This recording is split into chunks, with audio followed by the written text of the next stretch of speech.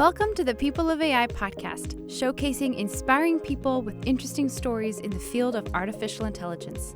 I'm Ashley Oldacre. Let's jump right in. This podcast is sponsored by Google. Any remarks made by the speakers are their own and are not endorsed by Google. Hello, Ashley here. I'm thrilled to introduce you to our very special guest today, Kathleen Kenealy. Kathleen is a software engineer at Google DeepMind, where she does research on the next generation of large language models, LLMs for short.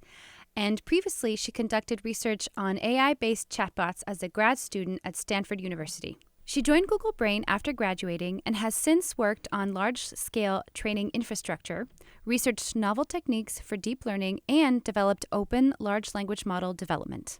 Welcome, Kathleen. Thank you. I'm so happy to be here. Very excited for you to join, especially right now with all of the amazing new things that are coming out from Google and your work on them. And so we're very excited to dig into that. But before that, we start with every guest the same way. I would love for you to tell us a little bit about yourself, take us as far back as you like. Tell us your story. Yeah, absolutely. I'll give you the long version. Yeah, that's what we're here for. Definitely. Yeah. So growing up, I was always a math kid, always loved sort of the solving puzzles and the problem solving of math. And I went to an all-girls middle and high school where I was very fortunate to be surrounded by lots of brilliant women who loved STEM. And so I sort of dove headfirst into as much math as I possibly could, did a little bit of coding and programming. So when I got to college, I went to Stanford. I had absolutely no idea what I wanted to do. I knew that I loved mathematics. I was also a theater kid. So I double majored in math and in theater for a really long time while I was in undergrad. And was very fortunate that I got an internship at a very small startup early in my college career. I think I was the 5th person at the company. Wow. And it happened to be the summer that Google released TensorFlow. And so the CEO of the company said, "We're hearing a lot about this machine learning thing. Google just released these amazing products. Go figure out what that is and tell us if we should be doing that." And I really had a light bulb moment playing around with TensorFlow for the first time. I basically saw that this technology was mathematics about understanding people. And there was so much creativity in figuring out how to apply this technology and so much really heavy mathematics at the core of it that I sort of fell in love with it immediately. Wow. Changed my major to computer science, specializing in artificial intelligence, and didn't look back.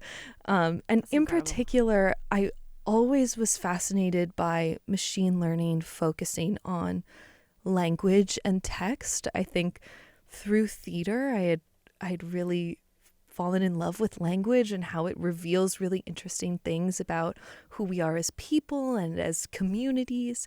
So I was always super interested in how we could use technology to gain that same level of understanding about other people and how we could use it to bring communities together. So when I was at Stanford, I focused on novel machine learning techniques for text-based applications. Worked a little bit with chatbots way back in the day. And I joined Google Brain right after graduating, and I've worked on a lot of cool projects with the amazing teams there. But my focus for the last year and a half has been on open models and on the open source community. I've been the beneficiary of a lot of Google's incredible history with open source. And so it's always been something I've been really passionate about, and I'm excited. This is quite an extraordinary journey that you've had.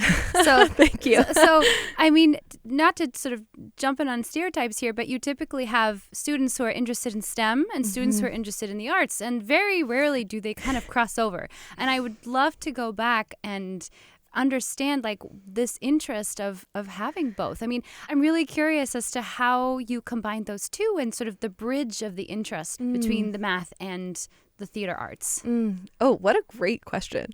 I think, in a way, that was something that didn't feel super foreign to me because my family is full both of artists and of sort of math aficionados. So I have a lot of family members that do both or are very interested in both. So like I said, I always loved math as a kid. I just always wanted to do a puzzle and loved solving problems like that. Solving problems and sort of, getting to but what was so attractive about solving like the math problems versus solving like, a personal problem or like a story or I don't know, like what's sort of.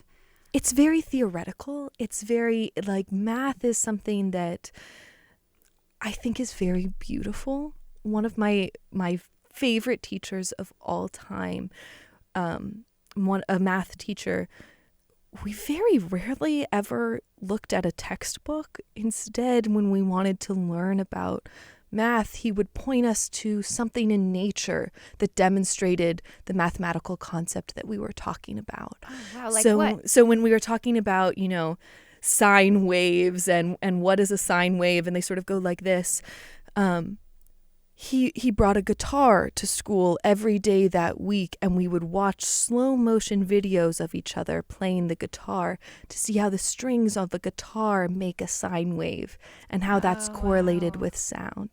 Or we learned about different patterns and the Pythagorean numbers are a pattern that we see often in mathematics. And he brought giant piles of pine cones to school to show us how pine cones demonstrate the Pythagorean spiral. So I always thought that there was something so beautiful about mathematics, that you can see it everywhere if you're willing to just look for it. And it's not something that we create, but it's something that we discover. It already exists in the natural order of the world.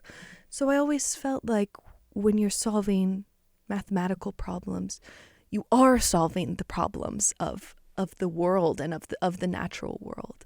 So I just thought it was very beautiful and logical, and something that helped uncover how the world works at both these tiny scales and these humongous scales, both how a pine cone is made and how the planets orbit each other in the universe. So I thought that was really wonderful and sort of amazing, and I was very awestruck by that. Beautiful connection and view and approach to math, and I wish I'd had that as a kid, because I'm allergic to math. I'm so terrible at it, and I think it's because it was sort of these problems that were presented to me that was a constant reminder of what I was doing wrong. Because you're solving an equation, and it's like if you don't get the exact right answer, then it's wrong, and so that level of precision felt so stifling, and so the answer that you just gave about how when you connect math to the larger, to explaining things around you, and it's used as a tool to understand the world around you. I wish I'd known. I wish I'd had that perspective back in primary school, because I think it would have helped so much understand the relationship of why, and maybe I think also then help me get so anyway, that's just my personal view. But I think I think math is probably taught in a certain anyways. There's just. Yeah, absolutely. I think people are always surprised to hear the combination of math and theater as two of my sort of primary academic interests. But I think it goes towards exactly the point that you just said, that to me, math is very creative, and the sort of programming and technology development that we do now is so creative. We're looking at trying to solve problems that we've never seen before, and so you have to be willing to do really creative, wild things to try to solve them. So to me, they always felt very similar, because they're both this sort of, you have to fearlessly explore different techniques to solve a problem. You have to be real creative Yeah. in both pursuits. Right. But I feel like when you're representing, because theater is about sort of representing stories and other Yeah. people, I feel like there's so much more ambiguity and navigation to a person. And so if you say, it's like if you say something, it could be interpreted so many different kinds of ways. And there's that flexibility, that sort of, that ambiguity that allows for more play and more different solutions. So you can kind of get to the same conclusion, but by different approaches. Whereas math feels like it feels like the opposite. It feels like there's one answer and you have to use this one approach in order to get to that one answer. Oh, that's interesting that you say that, because I feel almost the opposite about math. Oh, say more. That there's so many different ways you could arrive to the same conclusion. And especially working in research now, there's, if we take large model training as an example, the goal is we want to build the best option out there. There's so many different avenues that we could take to do that. And there's so many components to this technology that changing a single tiny sort of knob that we, of all of the knobs we could configure, if you change just one, it could have a huge impact. Yeah. Right. So of the thousands of knobs we could turn, everybody plays around with different ones. And so there is an aspect of it that does feel like play to me, in that we're always trying to figure out what's the right combination of things to change. Right. What should we try? The answer changes every day. Right. And so there's a million different ways to get to the same outcome and the same answer. And to be fair, when we're looking at algebra, there's some fewer ways to get to the same answer. But I think, the farther and farther you go, the more creative you have to be, the more willing you have to be to explore different options. So to me, it feels very playful, because it's not obvious to us what the right answer is, what the right problem-solving technique is. So we get to try lots of different things, and we're not always right. We fail a lot of times, and you just have to be willing to try again the next day. That's fascinating. Such an interesting perspective. I'd never considered this, and I'm learning a ton. So this is great. So your love of math started as a child, and it sounded like it was really cultivated at school as well, in the learning environment. And how did you get interested in theater? Oh, another great question. I also I became interested in theater at a very early age. It just so happened that my elementary school required every kindergarten class take a theater class. So theater was mandatory starting in kindergarten. And I fell in love with it right away. It's exactly what you just described I think in school, there's a lot of ways that we need to be very precise and very rigid, and we need to get the right answer, and we have specific things we need to learn. And theater is the opposite of that. It's about failing spectacularly. Yes. Because there's actually no such thing as failing. Exactly. Just being present and being engaged is so interesting in theater. And so it was so playful and so fun and so collaborative. That was really the thing that I loved the most about theater, was creating something with a team of people who were passionate and excited about what we were making. And so I just never stopped. And it ended up being this incredible balance of activities to work on. It sounds like it. That theater allowed this opportunity to be playful and silly and goofy. And to me, it's also the ultimate exercise in empathy. Like you just said, it's all about learning as much as you can about somebody else and putting yourself in their mindset. Exactly. So I just think it's such an interesting way to learn about the world and explore other lives and understand even more about who we are as humans. So it started again from the very get-go, and I just never stopped. That is so awesome. That's so Thank awesome. you. Yeah, no, and I think what's fascinating about this evolution of sort of machines and machine learning and artificial intelligence is that it's almost becoming another player in the field of humanity. And so connecting, the sort of the language and the, understanding the computer and sort of, I can see now a little bit more the intersection of how musical theater and language and math are sort of combining into being very valuable in developing artificial intelligence. Would you say? Absolutely. I think working on AI is in some ways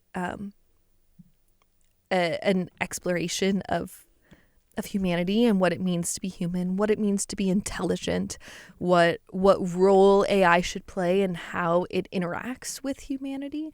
And so that element, I think, is part of what made me interested in theater to begin with.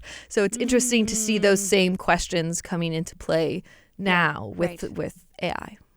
Oh, that's fascinating. That's fascinating. So, okay, so many things to cover. So let's continue on the sort of the chronological journey. So I think I would love to know also about the impact of going to an all-girls school on your education, because I think there is, I don't think this is a secret. It's well known that, there are a few women in tech, there are a few women in STEM. Yeah. And you're incredible at what you're doing and the things that you're creating, and you're not restricted. You're not inhibited by the knowledge that you have. And I find that to be such an amazing quality and an amazing skill. And I want to dig deeper into how that's come up for you and how that's been cultivated. And one of the first things I can think of is wanting to know a little bit more about the impact of going to an all-girls school, and if that sort of was a big part of your development and sort of the confidence that you have in your abilities as an engineer, as a professional, as a person. Absolutely. I cannot overstate the impact that had on me, especially as a woman in tech. I think truly one of the greatest blessings of my life was being able to attend an all-girls school from grades 6 through 12. Because when I was growing up and learning that I was passionate about STEM, I was in rooms that were 100% women. Mm-hmm. So it didn't ever occur to me that it was abnormal to see women in STEM-related fields, because everyone I knew who was interested in STEM was a woman. Mm-hmm. So by the time I got to college and frankly was, one of maybe a handful of women in the room, I was able to say, it's not abnormal that I'm here. This situation is abnormal. The situation is what needs to be corrected, not the other way around, because I had this incredible experience of being surrounded by women who loved STEM. So I felt confident that I deserved to be in the room. Right. Because it wasn't a personal thing. Exactly. It wasn't personal, I'm not smart. It was, okay, I've had a different exposure and a different confidence building and so you weren't putting your abilities into question because of the demographic of the classroom. Absolutely. And to be honest, there were absolutely many days where I did question if it was me, and there was doubt and fear. And so the other aspect of having attended that all-girls school is that I had this incredible community of brilliant, powerful women who I could rely on. And I had this incredible support network between them, between my family and friends, that on the days that I said, maybe it's me, maybe I'm not supposed to be here, I was able to rely on this incredible community to sort of bolster me and say, no, it's okay to be here. And I got to Google, and I had my entire reporting chain all the way up to Sundar was women. Wow. And I saw these incredible female leaders at every level. And they created, sort of environments and communities where I felt supported. So there were a lot of days where there was a lot of fear and doubt.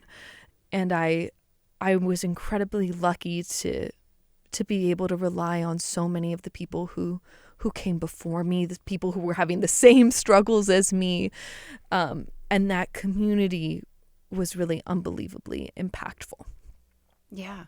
Yeah. And I'm sure you're still in touch with those community members today. Oh, absolutely. Absolutely. Those women are still the women that I talk to every day. That's amazing. Yeah. That's amazing. So that community has been really impactful. And I've also noticed that at Google, I'm very fortunate also to be surrounded by a lot of, I feel like it's not just a lot of women who have been around that I've been able to see, but I feel like that the male mentors that I've had have also been very, very supportive too. And it's sort of, I mean, just all this to say that, it's been a pleasure working here at Google, because I feel like that it's not perfect. No place is perfect. No. But I have to say that I feel more at ease as a woman at Google than I have anywhere else. Yeah, I think that this is an incredibly unique place to be. And what I mean by that is I've never encountered such generous collaborators and leaders as I have at Google. I think people are generous with their time and with their energy and with their knowledge. And everyone at all levels is invested in learning. So I feel very supported in my own learning and growth. And I know that there's always people that I can turn to support me. And I think that that's really incredible to have that level of support and generosity everywhere I go within Google. Yeah. That's part of the reason why I decided I wanted to come to Google, and part of the reason that I love working at Google still after all these years. So I would love to know about your journey kind of into Google. And so it sounded like you had an internship at a startup prior to joining Google, and that's when you talked about discovering TensorFlow. Yeah. And if you want to talk more about that, because that discovery of like, oh, TensorFlow is amazing, and it sort of is bridging all the things that you were looking for. Like, say more about that. I would love to. Oh, absolutely. So I think, we just talked about that I sort of loved solving technical problems and also was very interested in learning more about other people and our communities and how we interact with each other. And so I had a lot of questions that I was interested in regards to technical problems and questions with regards to understanding how we interact with each other, communities, and things like that. And I had never really seen those things those questions interact super clearly. And I will never forget the day that the CEO of this startup had asked me to look into TensorFlow and Real said, quick, what is TensorFlow? Oh, great question. TensorFlow is a machine learning framework and code base that Google released. I want to say it was in 2015, a while ago. And it was one of the first machine learning code bases made available to the public. So machine learning involves a lot of very complicated calculus with matrices in many, many dimensions. And it's very difficult to ensure that you code all of those mathematical operations correctly. It previously required a lot of expertise, both in programming and in very high-level mathematics. So when TensorFlow was released, it was revolutionary because it was a code base that already had written out all of those complex mathematical operations. So you could just sort of piece them together and stack them in interesting ways to accomplish the machine learning goals that you had for your code. Oh, wow. So it was revolutionary in that it removed the requirement for this very high level mathematical expertise and made machine learning programming accessible to huge populations who it wouldn't have been accessible to before. So when TensorFlow was released, I was in undergrad. I did not have that very, very high level of mathematical expertise that was required. So it enabled me to explore machine learning for the first time. And, it requires you have a lot of data that you're able to look at and inspect with your machine learning code. So the CEO of this startup said, we have all of this data. Now we have this TensorFlow. Figure out if those things can work well together. And I'll never forget the day that I first got something working in TensorFlow. And we were able to, basically our data was looking at a bunch of different ads that had been run for our company. And we weren't really sure which ones were working and which ones weren't. And so we used TensorFlow to predict the level of engagement that different ads would get. Oh, wow. And the day that we first produced those results and found that they did match almost perfectly actually the levels of engagement we were getting, it was mind-blowing to me. Oh, yeah. I was like, you're telling me that this math and this code, this technical work can help us understand humans better and how they'll behave? Behaviors? Yeah, right. I literally had a light bulb moment and called my family and was like, these questions I've been wondering about, they intersect here. I have to be doing this. I have to be working on this. I've never seen anything like this before.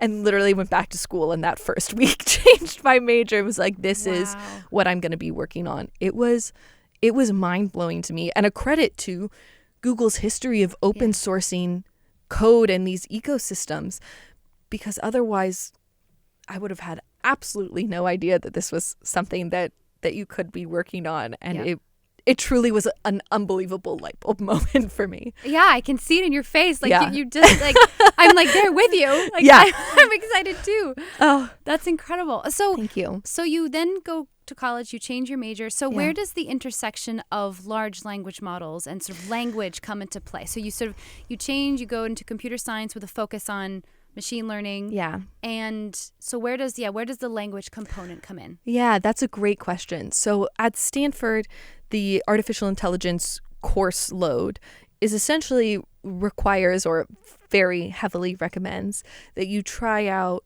lots of different applications for artificial intelligence. So you do a little bit of computer vision, you do a little bit of language work, you do a little bit of reinforcement learning, which at the time was largely used as an application for working on video games and sort of that type of problem. So I took a lot of classes in a lot of different applications for AI. So the class that I took on language applications, it was sort of another light bulb moment for me.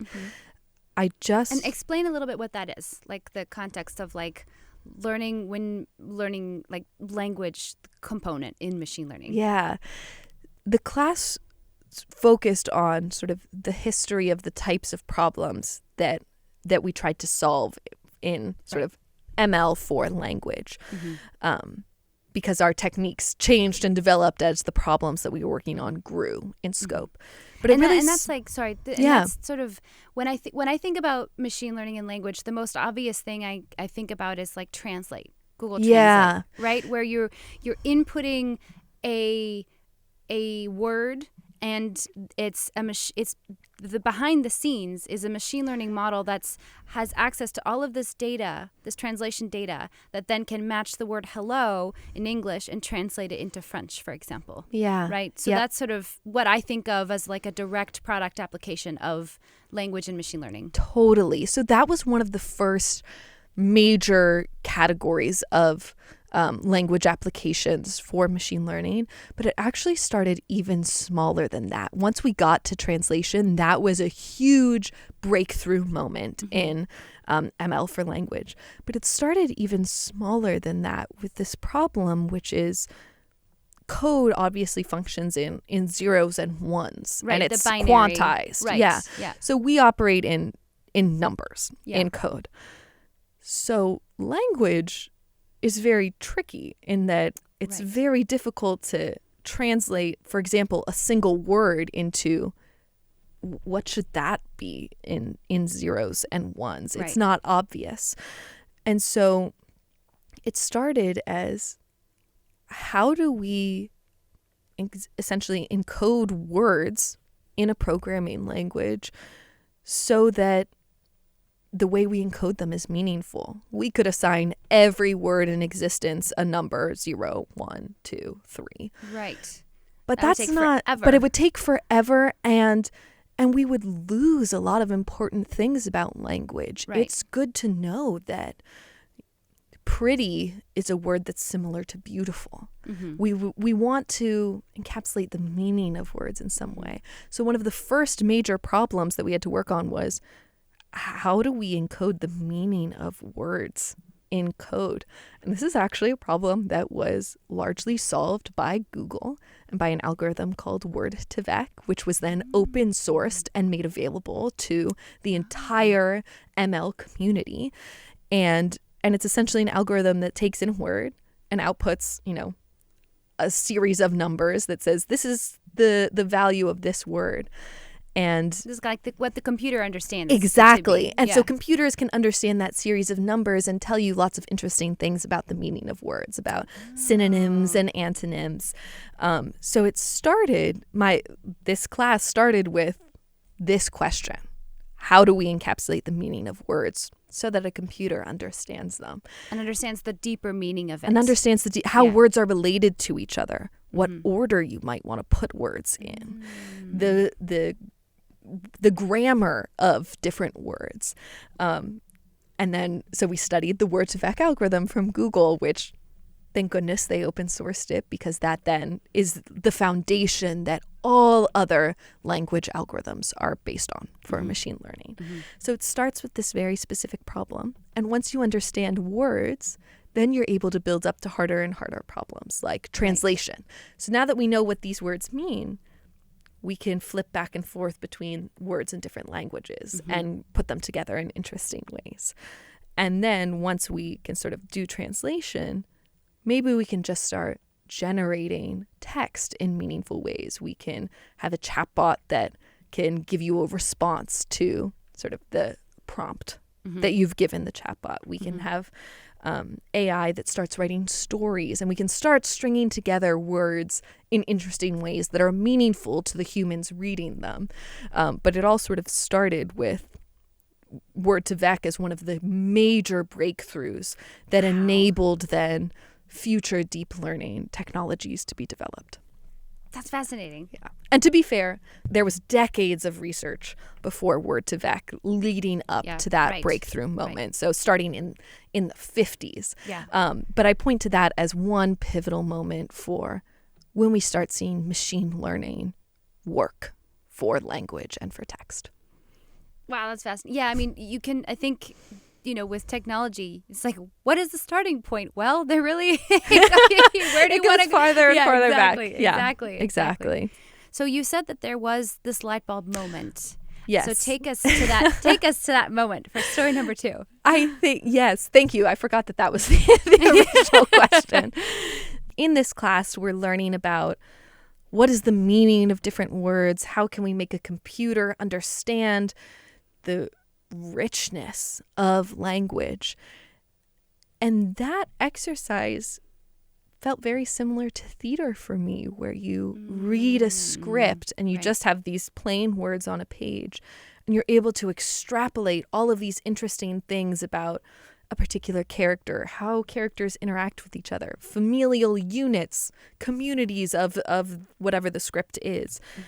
And so it felt I felt like I understood how much rich information there was in just pure basic text, and that there's so much that we can understand from this form of data and this source of data And play with. And there's just so much richness there, that the idea of trying to teach a computer to understand all of the nuances that we understand from text, I thought that was a fascinating problem and such a hard problem. We understand so many interesting things about the subtext and the emotional undertones of text that it seems like it should be almost impossible to be able to teach a computer that. It feels miraculous that humans know how to do that. So part of it was, marveling at humans' ability to do that and being fascinated by the idea that we could teach a computer to do some of that work as well. Which begs the question of really reflecting on ourselves. Yeah. And how we do it too. So it's like you're bringing up all of these additional questions because you're using machine learning and sort of machines as a mirror to ourselves and thinking about intentionally how we do things to try to replicate it. Absolutely. Which is fascinating. I think there's a lot of interesting parallels and a lot that we can learn from neuroscience and human development. How do we learn language? It's such an interesting process. So I think there's a lot that we can learn from humans about how to do this well. Yes, definitely. Yes, I keep interrupting your light bulb moment. Okay. So, no, but that was the light bulb moment, is that I really was like, there's so much here. There's so much of humanity is encapsulated in what we write down.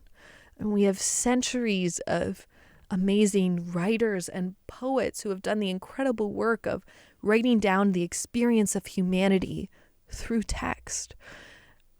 And so it just seems so rich, and it seems there was this light bulb moment of, look at all of this that we have encapsulated in text. Mm-hmm.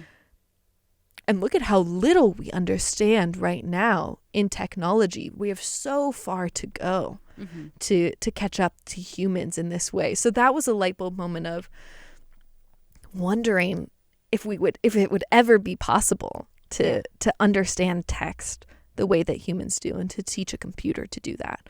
So I just thought that sounded unbelievably hard. Yeah. And so interesting to try. Yeah. So I just kept going with that. Fascinating, the journey in hindsight of how far we have come. Yeah. So absolutely. So let's take us on that journey. So you that was sort of where you started your understanding and your research into large language models and language learning, machine language learning specifically, and you then got hired at Google specifically because of I'm guessing the skill set that you and this research that you brought. I think that if the Kathleen that was playing around with TensorFlow at that startup many years ago could see the technologies that we're dealing with today, I can't even begin to describe how unbelievable it is, how far this technology has come in such a short amount of time. It's such an exciting moment. It's such an exciting moment. And to be working on the open version of that has been such an exciting experience, because the one thing that I should mention of sort of pre-Google and sort of my early years at Google is my thesis and my work in school was almost entirely based on Google's open source ecosystem. We're relying on Word2Vec, BERT, the Transformer, T5. Google has such a long history of incredible innovations that were all released publicly. And open source means that it's released, the code is released, people can play with it, they can test it, they can use it, they can build on it, they can hack it, they can do all these things. Exactly. And I think the key part of that you just mentioned is they can build on it. Right. And so much of the last, especially 5 years of technological developments have been based on the Transformer, which was publicly released by Google and enabled a whole new wave of research. The technologies that we're seeing today are directly, we're directly based on and influenced by Google's open work. And so I was the very lucky recipient of that, in that so much of my own research relied on the fact that Google had released so many incredible tools for researchers to develop on top of. So when I came to Google, I About 2 years ago, I joined a team in Google Brain called the T5 team, which was responsible for developing T5, MT5, T5X, Flan T5, a huge suites of tools and code and models that were 100% of it was publicly released. That's a large language model. That's a large language model. That's a large language model. So at the time, it was the biggest large language model ever built, and it was publicly released. And then Palm was a successor to T5, Palm 2, and now Gemini. So I joined this team of very brilliant, wonderful researchers who all were very passionate about open source. They had done this incredible work and released it and spent many years making sure that the open source community was supported in being able to develop on top of these models. And back in October, it must be 2022 now, we had a team summit where we basically had 20 researchers come together, and we spent an entire day talking about how the technology had developed so rapidly that the open source community was at risk of falling behind internal development because technology was moving so fast and there hadn't been a public release of state-of-the-art technology in a while.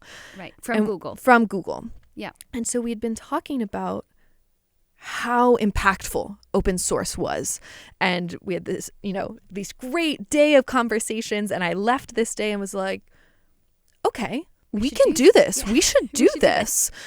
And I said, okay. And I luckily had an incredible manager, Noah Fidel, who I said, I think we should be doing this. I think I should stop what I'm working on and work on this 100% of my time. And he said, great, do it. Wow. Yeah, so I was a junior engineer at this point. I was just a software engineer, no senior, no nothing about it. And just thought, Google has so many great tools. We can build this. We have so many incredible resources in terms of the knowledge and expertise needed to build this in Google Brain. Let's do it. And so I just did it. started doing it. And I wrote a bunch of docs about how important open ML development is, and circulated it amongst my team. And luckily, everywhere I turned, everybody who I asked for feedback or help or support, everyone said, yes, open source is important. Let's do this. I'll join you. And so everywhere we turned, people kept joining the effort. Wow. So it grew to a team of about 20 core contributors of research scientists and research engineers and software engineers from Google Brain developing the next wave of open models. And based off of Gemini. Well, at some point during this process of starting to build our technology, Brain and DeepMind merged. Right. And Gemini was born. And basically we turned to Gemini and said, this is going to be the next wave of technology. I wonder if people here care about, open models as much as we do. And again, everywhere we turned and everybody we talked to, including the Gemini leads, the Gemini engineers on the ground, said, yes, open source is so important. So if we're going to build the best models in existence, they need to be open as well. We need to have an open component to it. So we are releasing a small, we call it the 2 billion parameter model, that can be used on device, can be used on CPU, and sort of a single developer workstation. We'll also be releasing a larger model, the 7 billion parameter model, that can be used on GPU and TPU in cloud. You can find them in Hugging Face, you can find them on cloud, JAX, PyTorch, TensorFlow. Anywhere models are available, you should be able to find these models. And our hope is that it will enable people to do a new wave of research and help us develop the next frontier of AI and of large language models.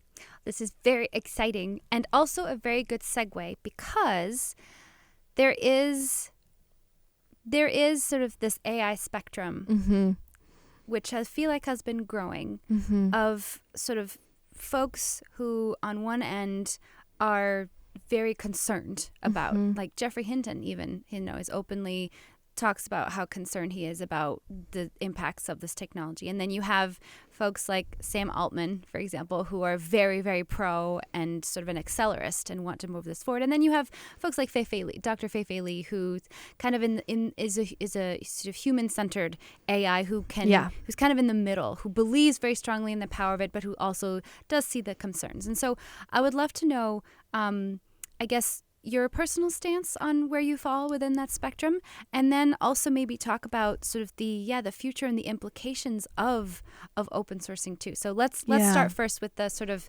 this. I guess there is a concern around this technology. There's excitement and concern, and how do you view this spectrum, and you personally, how do you feel about it? Yeah, absolutely. I think I definitely fall somewhere in the middle there.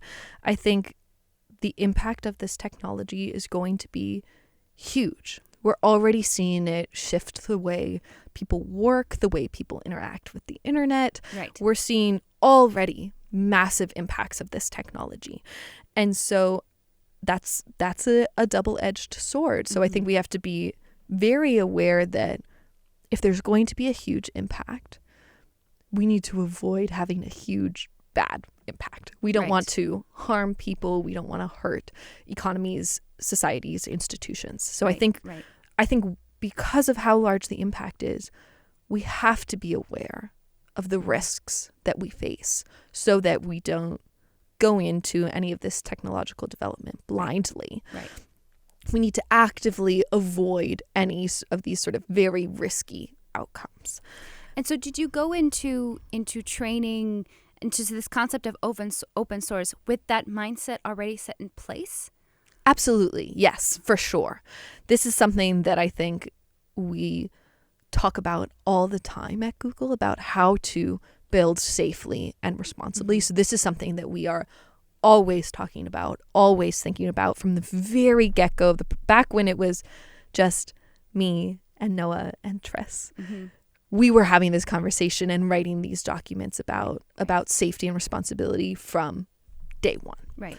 And for anybody listening who wants to understand more about responsible AI, we did interview Tulsi Doshi as well. Great. Who I'm so happy to hear that. In last season. So she and we'll link the episode, but Great. she's in season 2 and she talks a lot about the context of and the history of responsible AI. So just throwing that on there for context. Yes, absolutely. A great resource. Would highly recommend people take a look at that episode. So yeah, this is something that we thought about from the very beginning. So I think we have to be aware of the risks that we face. But I also think that the potential benefits of this technology are unbelievable. We're already seeing huge positive impacts from this technology. Especially in health. Yeah, I was going to say, especially in healthcare, of people being treated in a safer way, people being diagnosed faster. So I'm somebody who wants to be aware of the risks, but also understands that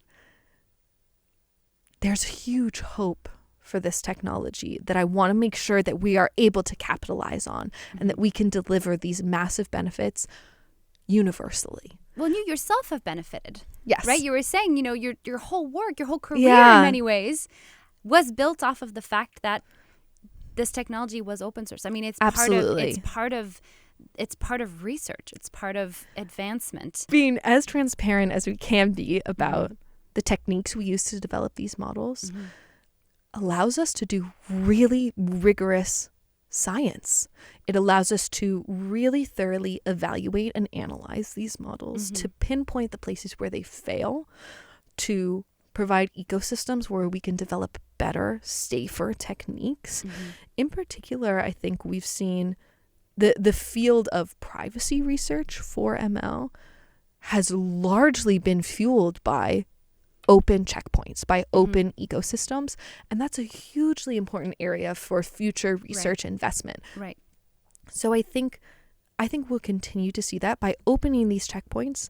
We're being as transparent as possible about how we build these things, and we grant that power to a much broader audience so that we can make sure that this technology is serving a broad audience.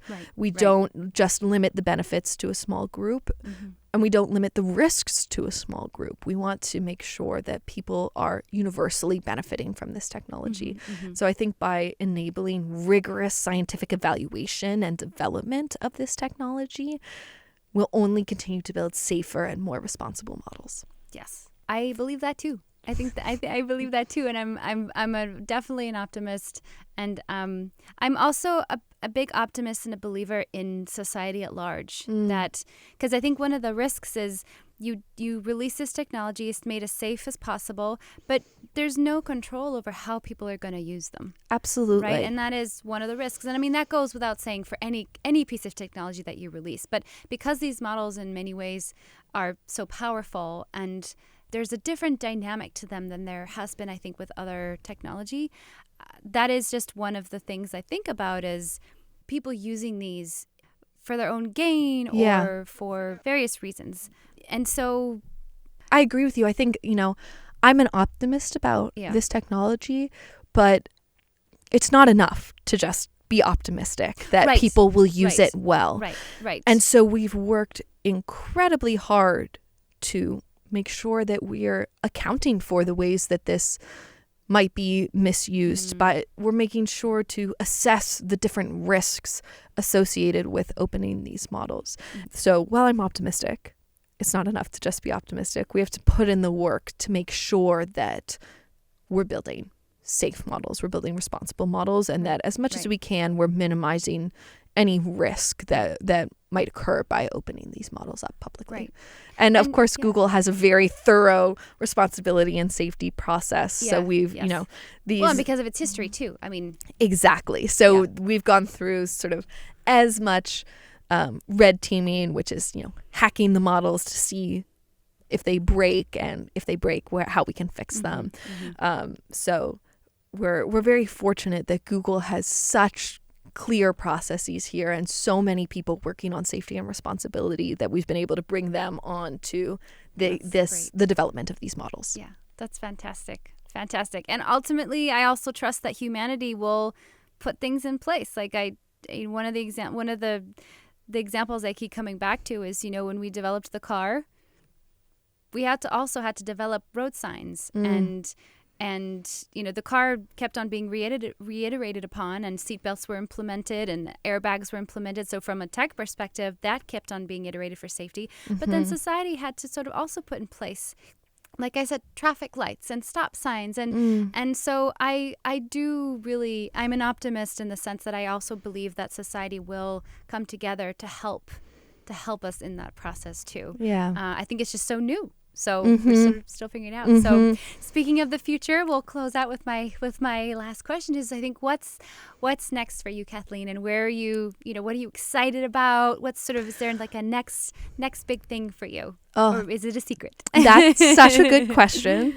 There's about 1 million things that I'm excited about. I can't believe how far this technology has come, and still how much farther we have to go. There's so much work in front of us.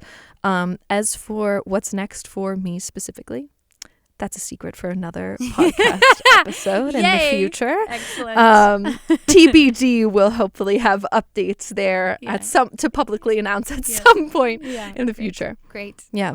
Oh, I'm so excited to follow your journey. Thank it was you. an honor to have you on the Thank podcast you. and share your story. What an incredible story. What an incredible story. And I enjoyed. Thank you for sharing it with us and for also helping us learn more about these open models that Google is releasing, and excited for the future and to follow your story. Thank you. Well, it was absolutely my pleasure, and I have to say thank you to you all for, really spreading the word and communicating about this technology in such an effective way. I'm excited for people to learn more about the work that we're doing and more about this technology. So thanks for all of your great episodes. Who's building with it too. So absolutely. I can't wait to see what people build with it. I'm so excited. The future's bright. The future's bright. If you would like to learn more about our conversation or our guests, check out the links below. Please subscribe, and if you're feeling extra generous, give us a 5-star rating. We would love to hear from you, so leave us a comment. We'll read every one. Until next time, thank you for listening.